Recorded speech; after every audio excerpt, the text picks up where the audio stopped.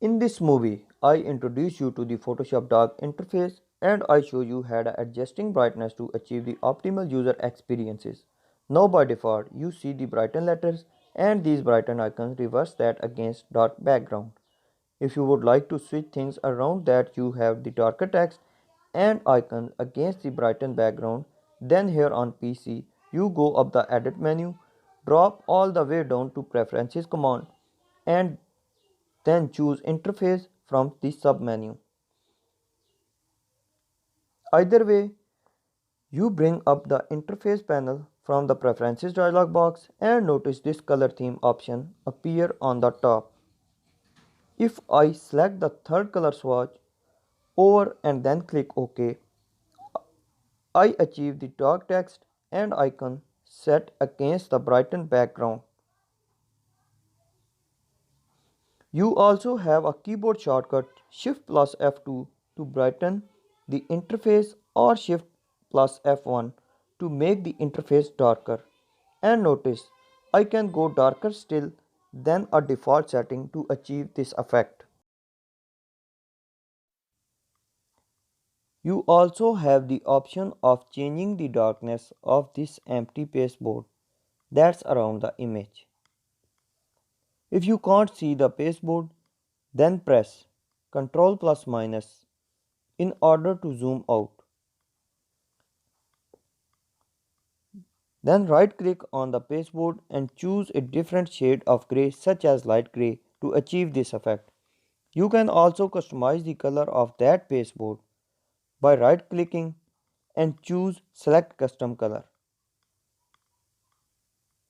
For example, that you see the shade of blue, but problem is if you click OK you end up with vividly color background.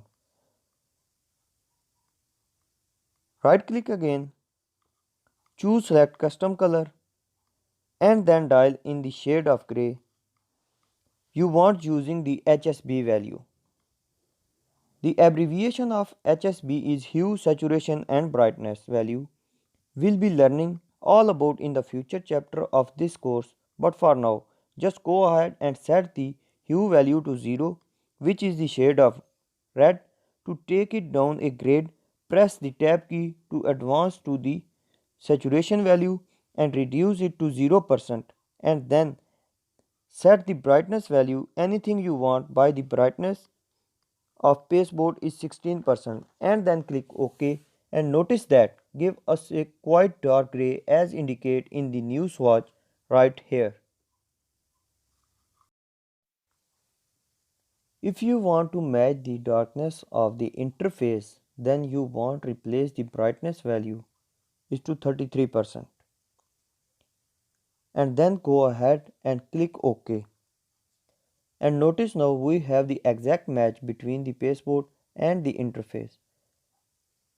Now, this point you know everything you need to know, but there is one more way to work using hidden the paint bucket tool.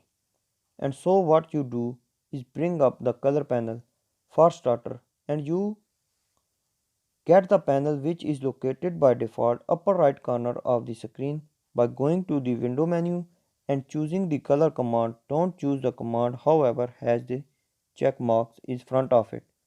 Use the command if you can't find the panel. And drag circle inside the field. If you drag over to the right, you end up with the saturated color as indicated by this foreground color swatch in the upper left corner of the color panel. So what you want to do in order to maintain the shade of gray, you drag this guy all the way to far left side of the field like so. Then to apply the color to the pasteboard, you drop down to the gradient tool, click and hold on the gradient tool and then choose the paint bucket tool from the fly up menu. Next, press the shift key and click inside of the pasteboard to change its color. Now you want to exact control of the colors.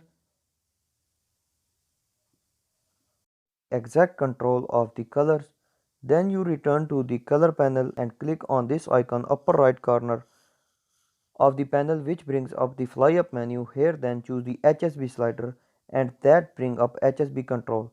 Make sure both hue and saturation are set to 0 degrees and 0% respectively, and then I am go ahead and return to the brightness value to its default setting 16 degree and press the enter key to accept that change, and I'll shift click to Paseboard once again in order to change its color. Last note, it's very possible you launch Photoshop specially here in the PC that you see the color field here inside the color panel. Whether you see the rainbow of colors or that red color field we saw in the first place doesn't really matter so much. The problem is so huge. If you run into this problem, we need to do drop down to the bottom of the screen. Notice you see the layer tab sitting there by itself. Go ahead and double click on this there layer tab and you bring back to the layers panel. If you want to make the shorter still, you can just drag the horizontal bar between the colors panel and the panel below.